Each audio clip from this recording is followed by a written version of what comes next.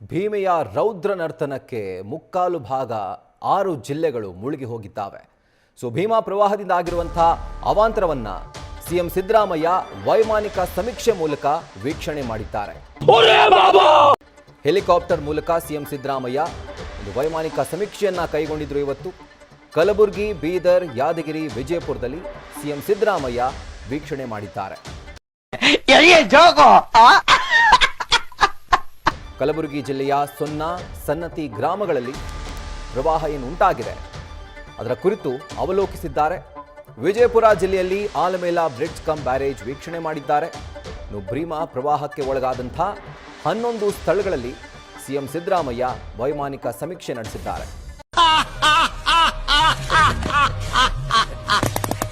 Good job.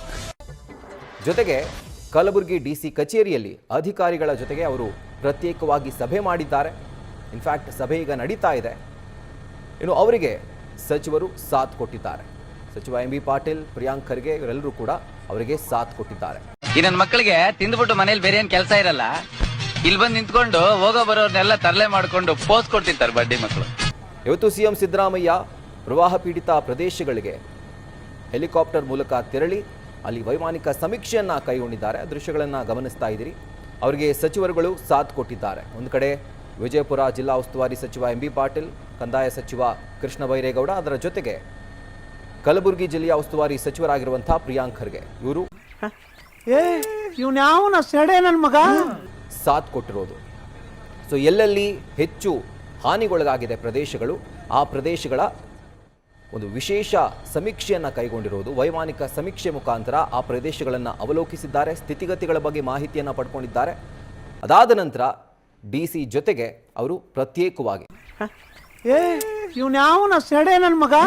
ಅಧಿಕಾರಿಗಳನ್ನ ಒಳಗೊಂಡಂತಹ ಸಭೆಯನ್ನ ಈಗ ಸದ್ಯಕ್ಕೆ ಅವರು ನಡೆಸ್ತಾ ಇದ್ದಾರೆ. ಯಾವ ರೀತಿ ಪರಿಹಾರವನ್ನ ಘೋಷಣೆ ಮಾಡಬೇಕು, ಜೊತೆಗೆ ಎಷ್ಟು ಹೆಕ್ಟೇರ್ ಪ್ರದೇಶಗಳು ಬೆಳೆ ಹಾನಿಗೆ ಒಳಗಾಗಿವೆ, ಇದೆಲ್ಲದರ ಕುರಿತಾಗಿ ಈಗ ಅಧಿಕಾರಿಗಳಿಂದ ಅವರು ಮಾಹಿತಿಯನ್ನ ಸಂಗ್ರಹಿಸಿದ್ದಾರೆ. ಅಂಡ್ ಇವತ್ತು ನಡೆಸಿದಂಥ ವೈಮಾನಿಕ ಸಮೀಕ್ಷೆಯ ಎಕ್ಸ್ಕ್ಲೂಸಿವ್ ವಿಜುವಲ್ಸ್ ಅನ್ನ ಗಮನಿಸ್ತಾ ಇದ್ದೀರಿ. ಸಿಎಂ ಸಿದ್ದರಾಮಯ್ಯ ಇವತ್ತು ಉತ್ತರ ಕರ್ನಾಟಕ ಭಾಗದ ವಿಜಯಪುರ, ಕಲಬುರಗಿ ಈ ಭಾಗದಲ್ಲಿ ಹೆಚ್ಚು ವೈಮಾನಿಕ ಸಮೀಕ್ಷೆಯನ್ನು ಇವತ್ತು ಕೈಗೊಂಡಿದ್ರು.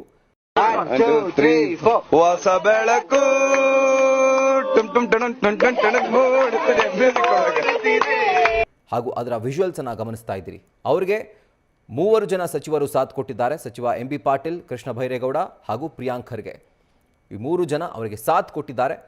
ಅಂಡ್ ಆ ಒಂದು ವೈಮಾನಿಕ ಸಮೀಕ್ಷೆ ಈಗ ಮುಕ್ತಾಯಗೊಂಡಿದೆ. ಈಗ ಸದ್ಯಕ್ಕೆ ಕಲಬುರಗಿಯ ಡಿಸಿ ಕಚೇರಿಯಲ್ಲಿ ಅಧಿಕಾರಿಗಳ ಜೊತೆಗೆ ಅವರು ಸಭೆ ನಡೆಸ್ತಾ ಇದ್ದಾರೆ. ಅಂದ್ರೆ ಈ ಒಂದು ಅದ್ಭುತವಾದ ಕ್ಷಣಕ್ಕೆ ಭಾರತವೇ ಸಾಕ್ಷಿಯಾಗಿದೆ. ಯಾವ ರೀತಿಯಾಗಿ ಒಂದು ಪರಿಹಾರ ಘೋಷಣೆ ಮಾಡಬೇಕು, ಹೆಕ್ಟೇರ್ಗಳ ಗಟ್ಟಲೆ, ಇನ್ಫ್ಯಾಕ್ಟ್ ಸಾವಿರಾರು ಹೆಕ್ಟೇರ್ಗಳ ಗಟ್ಟಲೆ ಬೆಳೆ ಹಾನಿಗೆ ಒಳಗಾಗಿದೆ. ಹೀಗಾಗಿ ಯಾವ ರೀತಿಯಾಗಿ ಒಂದು ಪರಿಹಾರವನ್ನು ಘೋಷಣೆ ಮಾಡಬೇಕು, ಪ್ರತಿ ಹೆಕ್ಟೇರ್ಗೆ ಎಷ್ಟು ಪರಿಹಾರ ಘೋಷಣೆ ಮಾಡಬೇಕು, ಪರಿಹಾರ ಕಾರ್ಯ ಯಾವ ರೀತಿ ಆಗಬೇಕು, ಎಲ್ಲದರ ಕುರಿತಾಗಿ ಅಧಿಕಾರಿಗಳಿಂದ ಅವರು ಮಾಹಿತಿಯನ್ನು ಪಡ್ಕೊಳ್ತಾ ಇದ್ದಾರೆ. ಖತಮ್, ಬಾಯ್ ಬಾಯ್, ಟಾಟಾ, ಗುಡ್ ಬಾಯ್, ಗಯಾ.